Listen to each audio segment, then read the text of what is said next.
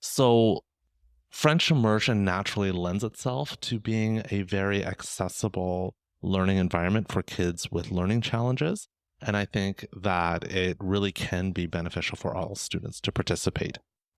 That's excellent. So let's delve into all of these. When we take a look at how immersion is for all students, Mhm. in the first point, what would be your message to French immersion principals in regards to that? How does that look and feel in the context of a school? Right. So I think it really comes down to what, who do we believe French immersion is for? And I think that there are discourses out there that would, say that French immersion is really for high achieving students or typical to high achieving students. Some might even think of it as an enrichment or an advancement program. And I think that those programs look really different than if you want to have an inclusive program that's accessible to all students. If you want to have a program that's accessible to all students, which I believe is we're called upon to do with our human rights legislation and access to equitable classroom environments for all kids, that's kind of where I fall on the spectrum. I would say that if you're going to have it, then the program has to be structured differently, and you need to think about the supports that you're putting into place for the diversity of learners that you're going to have. You also need to think about, your class sizes. And you're also going to have to think about the capacities for the teachers to differentiate instruction for the different learners that they have in their classroom. The good news is that the actual teaching methodologies that we use in teaching French language or teaching second language, primarily in minority language contexts, naturally lends itself to that because we talk a lot. There's a lot of peer mediated instruction that's going on. Kids are talking to one another.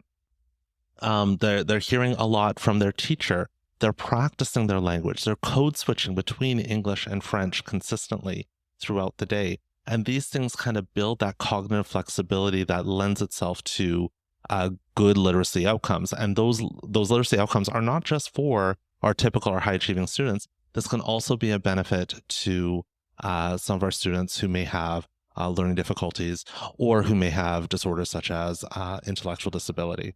And so I'll just share a story from my clinical practice.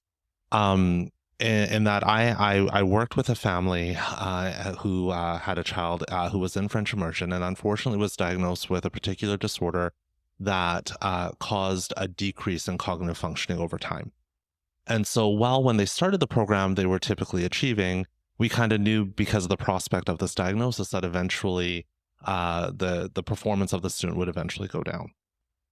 So this student was in French immersion, and so I'm being asked as a school psychologist, should we continue? Should we still have this kid in our French immersion classroom? And when we looked at that, like I said yes, and because that's where her friends were, that's where she found meaning, that's where she did her learning, that's where she had her teacher. And we also know in the research that that decision to pull kids out of French is similar to the research that we're seeing in retention when we hold a kid back. When we do that, the level of trauma that's experienced is often equated to the loss of a parent in terms of how kids describe that. And I can say this as somebody who assesses adults now.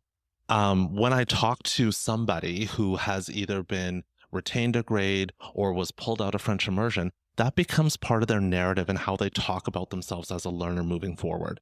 So we really want to be careful with those sorts of decisions. So what I recommended to this family was let's keep her in French immersion. Anyway, she ended up staying in French immersion through till high school. She participated in some of the French credits kind of later on, but she was just so connected to her peer group, and even though she had this cognitive disorder, she was fully conversant in French. It did not actually impact her verbal language. And the thing is that she struggled in some reading tasks. She struggled with some advanced concept attainment and that sort of thing. But that was true both in English and in French. She received the support. It was a value to the family. The family really valued the French language, and her friends really valued her in the classroom.